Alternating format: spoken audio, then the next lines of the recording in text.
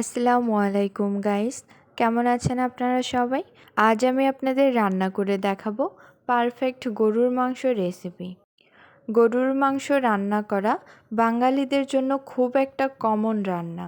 তবে অনেকের গরুর মাংস ভালোভাবে সিদ্ধ হতে চায় না, আর অনেক সময় স্বাদ ভালো আসে না।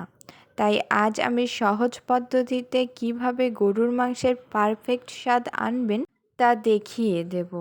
এখানে আমি 1.5 কেজি পরিমাণ গরুর মাংস নিয়েছি। মাংসগুলো রেগুলার সাইজে কেটে নিয়েছি, বেশি বড়ও না আবার ছোটও না। মাংসগুলো ভালোভাবে ধুয়ে পানি ঝরিয়ে নিয়েছি।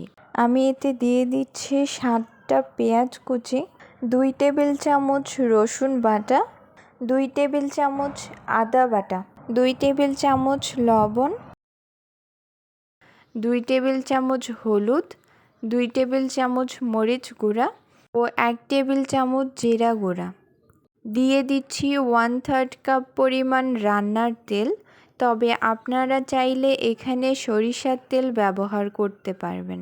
এবার আমি হাত দিয়ে মশলাগুলো মাংসের সাথে ভালোভাবে মিশিয়ে নেব। এভাবে মাংস মশলার সাথে আগে মিশিয়ে রাখলে রান্নার স্বাদ অনেকটা বেড়ে যায়। আমি 10 মিনিটের জন্য মাংসগুলো ম্যারিনেট করে রাখব। এবার চুলায় একটি প্যান বসিয়ে 1/2 কাপ রান্নার তেল দিয়ে দেব। তবে আপনারা চাইলে এখানেও সরিষার তেল ব্যবহার করতে পারেন। তেল গরম হয়ে এলে এতে দিয়ে দেব 2টা তেজপাতা, 2টা দারচিনি ও 2টা এলাচ ও তেজপাতা হালকা চিড়ে দেব। মশলাগুলো তেলে হালকা ভেজে নেব। এবার আমি এতে ম্যারিনেট করা মাংসগুলো দিয়ে দেব। খুব ভালোভাবে মাংস তেলের মধ্যে নেড়েচেড়ে মাখিয়ে নেব। আমার চুলার আঁচ এ সময় মিডিয়াম থাকবে। 2 মিনিট নেড়ে কষিয়ে ঢাকনা দিয়ে আমি ঢেকে দিচ্ছি। আমি মাংসে আলাদা করে কোনো পানি ব্যবহার করিনি। মাংস থেকে যে পানি বের হবে তা দিয়েই সিদ্ধ হয়ে যাবে। ফিরে আসছি 10 মিনিট পর। মাংস থেকে পানি বেরিয়ে এসেছে।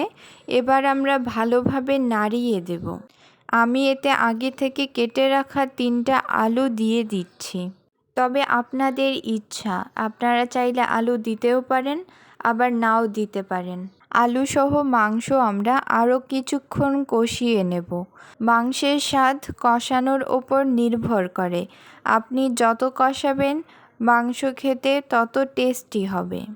তবে খেয়াল রাখবেন যাতে নিচে লেগে না যায়। আমি 5 মিনিটের মতো আলু দিয়ে কষিয়ে নিয়েছি। এবার আমি এতে পরিমাণ মতো ঝোল দিয়ে দেব। আমি এতে গরম পানি ব্যবহার করেছি, আপনারাও অবশ্যই গরম পানি ব্যবহার করবেন। আবারও ঢাকনা দিয়ে মাংস সিদ্ধ করে নেব। 20 মিনিট পর আমার মাংসগুলো সিদ্ধ হয়ে এসেছে। আরও 5 মিনিট আমি রান্না করব। আমার রান্না হয়ে গিয়েছে। এবার আমি এতে গরম মশলা দিয়ে দিচ্ছি। এভাবে রান্না করলে সবাই আপনার রান্নার প্রশংসা করবে।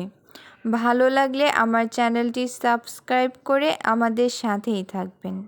সবাই ভালো থাকবেন, সুস্থ থাকবেন। আল্লাহ হাফেজ।